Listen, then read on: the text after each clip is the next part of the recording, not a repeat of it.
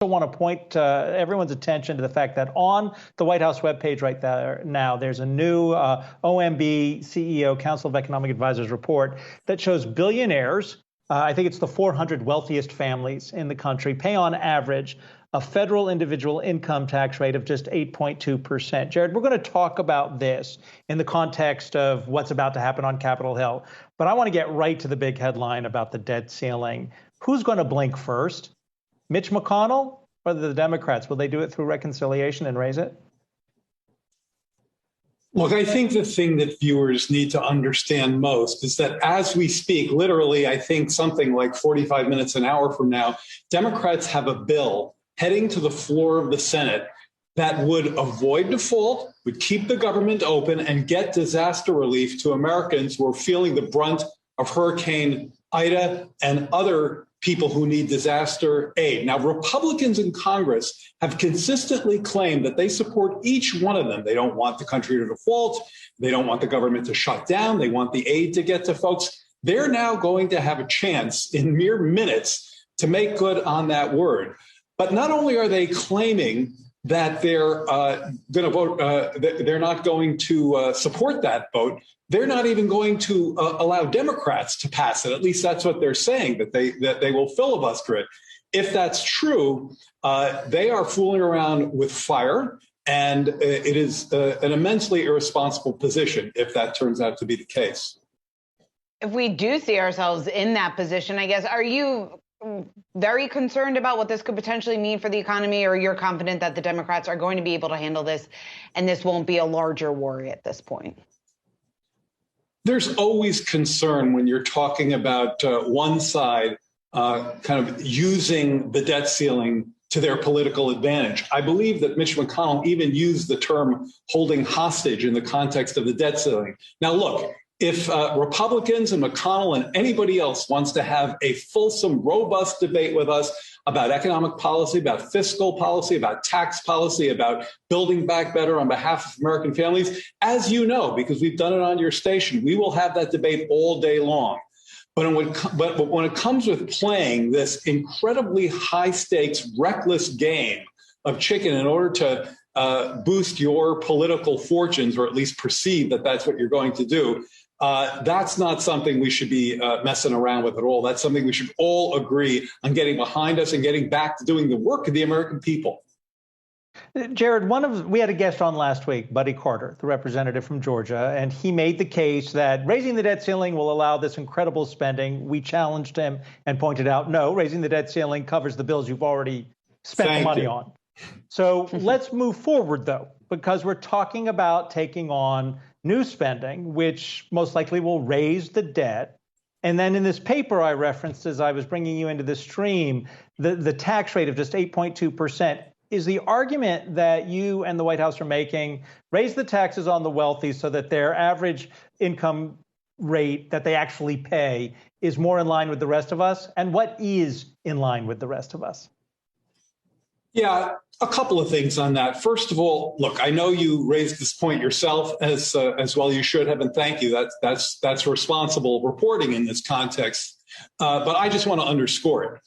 There is nothing in raising the debt ceiling that has anything to do with forward-looking spending. Raising the debt ceiling simply allows you to pay bills that you have already incurred. Not raising the debt ceiling is perfectly analogous to sitting there at the restaurant, having your meal, and when the check comes, saying no thanks. So this is a mechanism by which we pay for measures which Congress, Democrats and Republicans, have already endorsed. Yes, to get to your other question, the number that you're talking about, the fact that the wealthiest 400 billionaire families in America paid an average of about 8% on their income, including not just their regular income from wage and salary, but what's so much more important to those very top wealthy families is their capital gains, either what they realize through selling their capital assets or unrealized gains that appreciate as markets go up over time.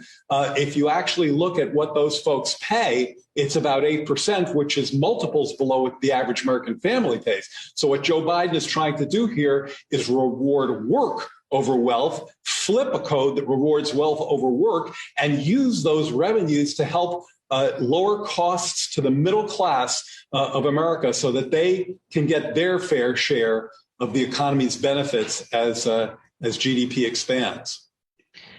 Mr. Bernstein, when we talk about GDP expanding, I guess recent data that we've gotten out has been relatively mixed. Yes, we certainly have seen a strong recovery, but now certainly that recovery is slowing. Not a surprise by anyone because the pace at the recovery that we were looking at simply is not sustainable. But from your perspective, because I think there is a notion out there that maybe growth has peaked. What's your consensus just in terms of where we stand in this recovery? Sure. Well, we have a forecast that you can check out in the mid-session review. It's fairly recent, and we have growth continuing to come in above trend. And I think even if you look at forecasts that have been dialed back in part because of Delta, in part because of some constrained supply chains, you still see forecasts for growth, at least GDP in the third quarter, that's north of 3%, 3.5% is some of the most recent numbers I've seen. And if you think of trend growth at about 2%, that's still solid growth, fast enough to keep bringing the unemployment rate down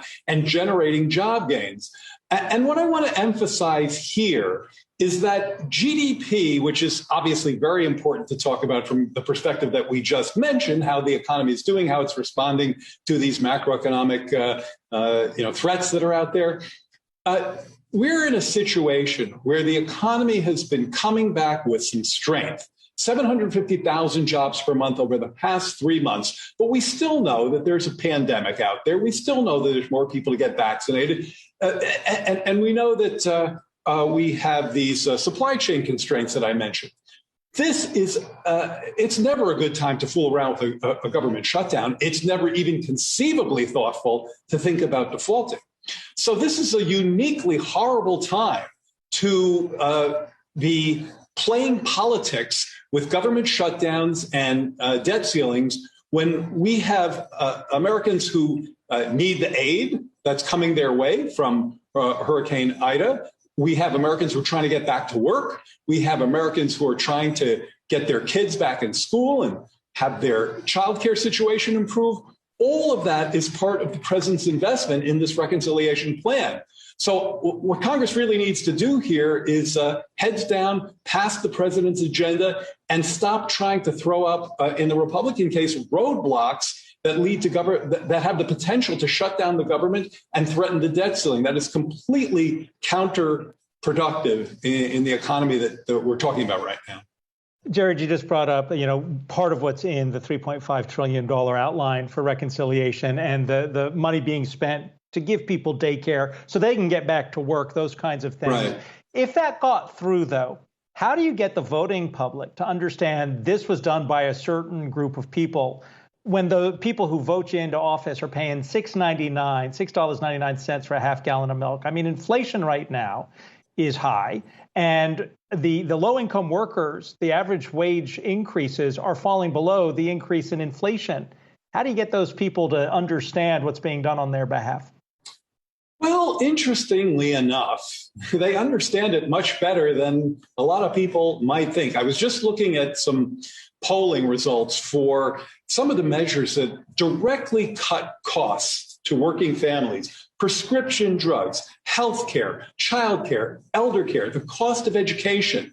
These are all in the reconciliation package, and they all cut costs faced by middle Americans. And that's why their approval ratings among people of both parties range from about 2/3 to about 80%. So people understand that they need these kinds of assistance. They particularly need them, and this gets to your question, in areas where over the long term, now I'm not just talking about recently constrained supply chains, over the long term, we know that certain services, healthcare, education, housing have increased faster than average inflation. That's where the pressure has been for working families. And that's precisely what the president attacks with this plan. There are literally millions of housing units that will get built in this plan. There are lower prescription drug costs, much lower costs to people seeking childcare, universal pre-K, community college. That's precisely targeting those parts of the family budget that have been most strained for working families in recent decades.